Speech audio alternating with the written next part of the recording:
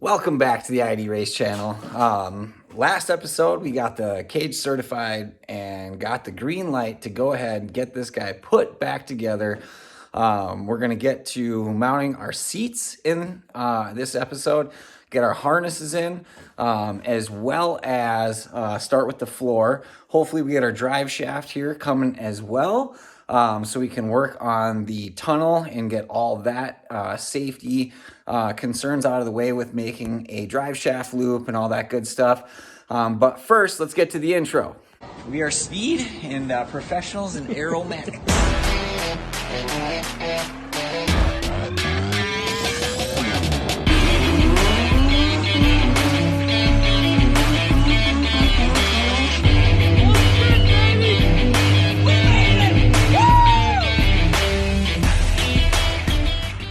Now, as we get to mounting our seats and whatnot, obviously with having a lot of open area on the floor section, kind of trying to figure out what's the best way to fasten the seat down. Once the seat mount locations are in place, then we can lay a floor over on top of that and be able to kind of cut out where actual mount locations are for the seat brackets, as well as being able to make mount plates for where we're actually going to fasten the floor to the roll bar tubing. So let's take a look at where we're at so far and what we've decided, and we'll take a look and see where we're at. Currently right now, I did fasten the seat just with a couple of bolt fasteners to where it's actually mounting on the back. As you can see, we got basically a tube that mounts, and this basically fastens the seat in place to where it needs to be and allows me to have my shoulder harnesses in place.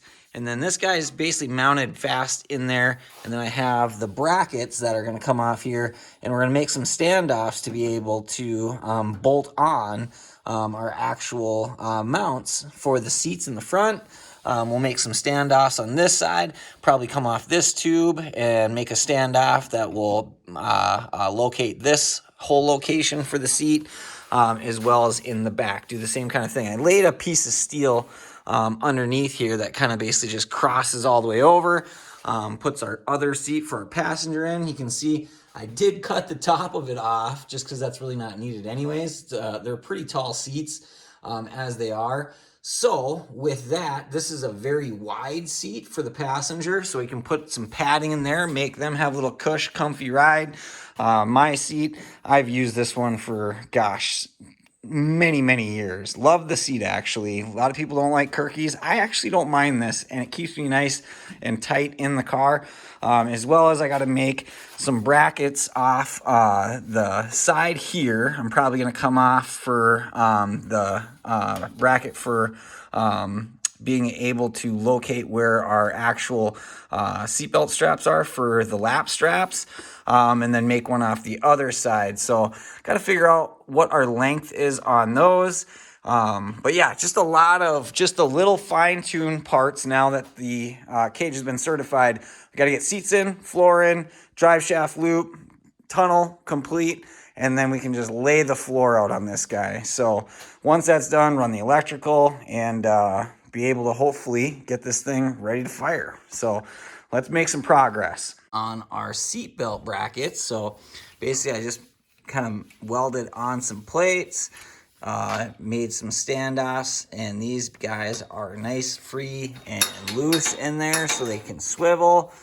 This one's actually solid mounted, but these ones are for the passenger, for the straps, because I didn't want to make another bar that basically went across for a harness bar strap. On the top ones, we did actually wrap those ones around, so that's good there. These ones down here, they're all nice and loose as well. So these ones swivel on the bottom. And then I did the crotch strap as well for the driver. So all the actual harnesses for safety are in, and they're all made to basically be above the floor. This one is going to be, and the other side as well. We'll have a section of the floor that will actually be below this, just to be able to make sure that we clear all of that. But I really like how those turned out. Now what I can do is basically put the seats, that one is where it's at, so I can make my mounts off the bottom to locate where the mounts are gonna be. So we'll start with the driver's side, work onto the passenger side. Once we have those in place, we'll weld them fully out and start putting the floor back in. All right, so for the seat brackets, I got some 3/4 inch chromoly tubing, and basically we're just gonna gusset these off the frame on the fronts, so off all the corners of the seat. We'll just gusset off the tubing, and then this will basically be able to just bolt right on. So I'll make some little pieces that basically connect to the tubing itself. We'll weld those on, and then we'll have the seat fully mounted and attached to the bottom of the cage. So let's see how this looks once we're done. All right, so I've located where the actual seat mounts are. Basically kind of tacked through and welded the bottoms.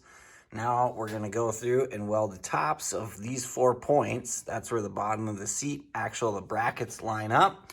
So I basically just positioned them in, ran some 3/4 inch tubing. I believe it's 065 wall tubing, so should be thick enough with some 3/8 bolts, grade A bolts, holding that sucker in. Shouldn't be going anywhere with the harness. So definitely looking forward to seeing how this fits and also how it feels in the car, making sure she's solid. So let me weld the top of this. We'll get back to see how my welds do. Let's check it out.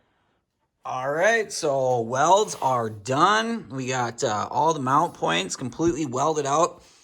Definitely a little challenging on the outer ends for how small the tube is. Welding them to the actual roll cage was not too hard as the heat was able to dissipate pretty easily and was able to puddle pretty nice. So definitely practice makes perfect, and I need more practice, but to get to all of our mounts and everything with the seat, those are done.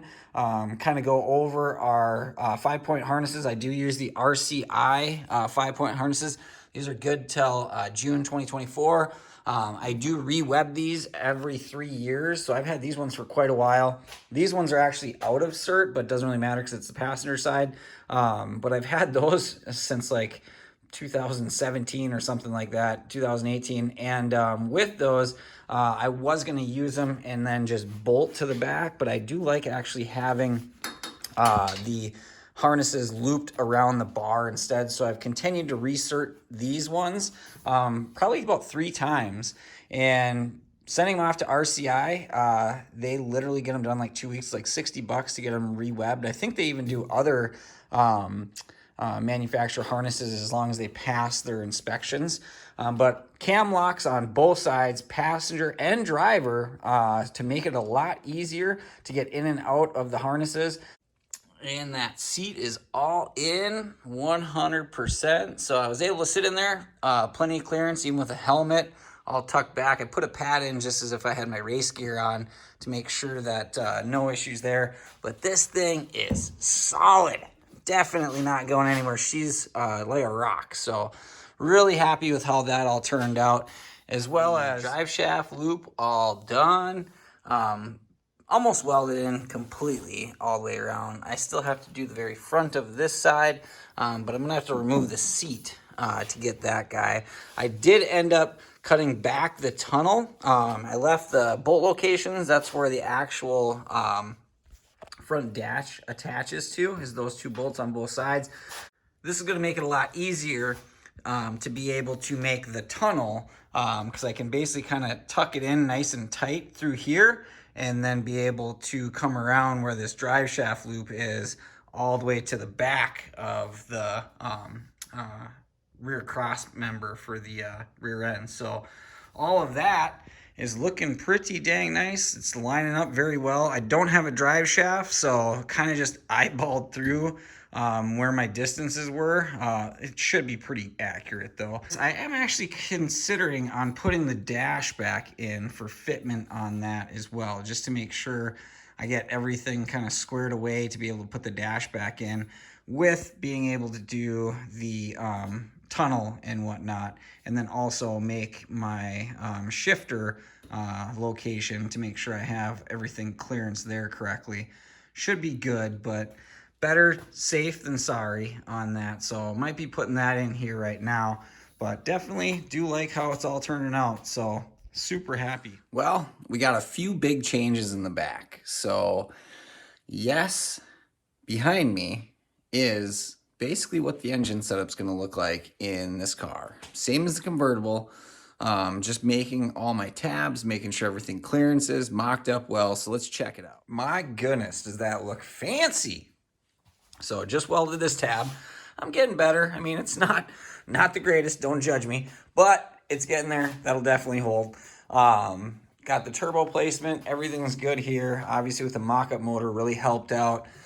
But this is literally a drop-in 800 horsepower, 1,000 crank horsepower engine setup that's going to go on this guy. So everything's already done fab work-wise. It's just literally plumbing the lines, getting all the electrical hooked up, all that good stuff. I will say the turbo, it's not bad, but geez, do I even send this thing out? I mean, it's not horrible shaft play. Barely any. Gosh, I mean, I almost want to send this thing out, but at the same point, I don't know. I think the turbo is absolutely just fine. She spins freely, barely any in and out shaft play. I think we're going to let that guy buck for right now. After this event, we'll probably end up sending the turbo into Precision Turbo and get that guy refreshed. She's got a few thousand miles on her, and probably, I don't even know how many passes, at least like 60 or 50 passes on that turbo. It's been great. But to get this thing going on low boost settings, 60-foot startup, all that stuff, I think we're just going to let her buck. There's no up and down shaft play, a little in and out. Not a ton though. So I'm confident that turbo, she's going to do just fine for us. Everything else, clearance, we're good. Happy with all of the fitment. So I'm going to continue just bolting stuff to this engine, putting our radiator in, mount our oil system, fuel system, water lines, figure out where everything's going to go. Drive shaft is coming in. We'll put that guy in, see how that looks. And then it's on to scaling it. And we'll get to the next video for that. But let's get the drive shaft in this guy and make sure we got all of our clearances. So moving from the garage, now we're actually on the road to go grab the drive shaft. So it was being made. I had the slip yoke that I got from Strange, as well as the 3150 U-joints. So with that, right now I'm on my way to a local shop this morning. On my way there before I got to go to work, early morning, so they're only open from 8 to 5. Unfortunately, I work 9 to 6 or 9 to 5:30. So had to make the special run this morning to go ahead and swing in there and grab the drive shaft. So we'll have that, and then when I get home from work, we'll install her, make sure everything's lined up. Hopefully, fingers crossed, we're good. But let's check it out. So the local place that I have next to me is Driveline Specialists. They are phenomenal. Tori, he does great work. I've had probably like 3 or 4 drive shafts made made by them, and not one has ever broke or given me any problems whatsoever. So I'm really excited for this one. Can't wait for you guys to check it out. It's pretty sweet. All right, we're over here at our boys at Driveline Specialists. So with that, let's check out what we got. Oh boy, is that an aluminum drive shaft? Yes, it is. Oh damn. So on here, just to take a peek through what we got. So just inside chatting with Tori. So with that, it's got the aluminum ends on it, obviously. All nice, welded up. What does this say? It's the Driveline Specialist 45-year anniversary edition. Actually, not really. It's 1976 to 2021. It's 2023, bro. But yeah, so they've been in business for 45 years. But yeah, so we got the 40 or the 30 150 U-joint ends on these. These are the non-greasable ones. So these ones are all set up. I shouldn't have to do any maintenance on them right now. I'll probably end up getting this drive shaft maintenance every year, but it's super light. And then we got on the Strange Engineering chromoly. So this guy is for the TKX transmission. So that one's a 26 spline, I believe. 26, yeah, I believe this is 26 or 28. I can't remember. But it's specific for the TKX. But really nice job. And this thing is super, super light. So really, really happy with how that all works out. Yeah. What is this? I was just trying to see what the manufacturer of the ends are for this, but yeah. Tori, great guy. Really appreciate his work. Let's get this in the car. It's just a little stubby guy too. It's only 38 inches for the actual from center to center off the U-joint. It's only 38 inches. So nice stubby guy. Should be very durable. This is a 3.5 inch aluminum drive shaft. So should hold plenty of the power that we're going to throw at it. But let's get it in the car. Well, back at the garage. So done with work. Got done super late today. It's kind of a bummer. It was like I wanted to put together my Lego set today. That's what I felt like at work all day. It was like I got a new set of Legos waiting for me at home and I got to put it together. So anyways, back into getting the drive shaft in. That's what the plan is. So we got this guy right here. Haven't tested it up yet. So we're going to get underneath the car, throw it in, see what we get. Oh, damn, we're looking good underneath here. So we got the drive shaft all in. Oh, I wonder if you can actually see just the gorgeousness here. It's a little difficult to see underneath the car, but from my point of view, this thing looks absolutely incredible. Everything clears really nice. It's nice straight down the center. I mean, this is literally the center line of where that bend was. I'm basically right in line with the pinion. That's kind of what I wanted to have to do because the actual rear end is 5/8 of an inch offset, which doesn't line up with the factory OEM Mazda tunnel. You can kind of see it's more off to this side. Well, that's because the rear end on the 8.8 is off to the side. So I had to try to line this tube up to make it so that when the rear end separates and it drops, it doesn't actually hit the tube like off on a corner or something somewhere. So really like how it actually turned out. And then you can kind of see my seat mounting job there. Looks pretty good, right? Everything's nice and tight underneath here for all of our seat mounts. So super happy there, but wow, that looks good. So let's take a look above the car because that really speaks to me. Yeah, definitely looks nice. Aluminum. I mean, look at all that aluminum. Everything looks great. Just phenomenal. You almost wish that it didn't even have to have a floor in it. It looks so good. You gotta hide all this stuff? I guess so. But yeah, so my drive shaft loop that I made, everything's good there. So if this guy ever breaks, hopefully it doesn't spin out and hit me, you know? I mean, that definitely is one of those things where this is for my protection, my safety. I'll have the tunnel come over the top of this to encapsulate this whole area. So I have 16 gauge steel that basically encapsulates this just to added protection. And then that'll go all the way back to the rear of the car. But yeah, everything definitely turned out really nice for what we're looking at here. So, man, looks so good. And the angle, definitely where we're at. We'll see what this is gonna do. Right now it's at ride height. So as you can see, it's kind of tilted back. So if I would have had this transmission completely level and flat, right now this transmission is actually tilted back at 4 degrees because that's what this drive shaft angle to the pinion angle. So that pinion is actually almost straight as well to what the drive shaft angle is. So as this rear end separates and this drops down, that pinion angle is going to want to tilt up at a positive degree angle even more.